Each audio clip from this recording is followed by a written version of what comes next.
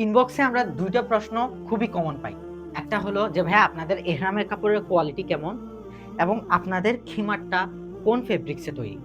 আমরা বলি এহরামের কাপড়ের কোয়ালিটি এবং খিমারের ফেব্রিক্স আমরা এমনভাবে নির্বাচন করেছি, যেন এই দুটো কাপড় নেওয়ার পর আপনি সন্তুষ্ট থাকতে পারেন।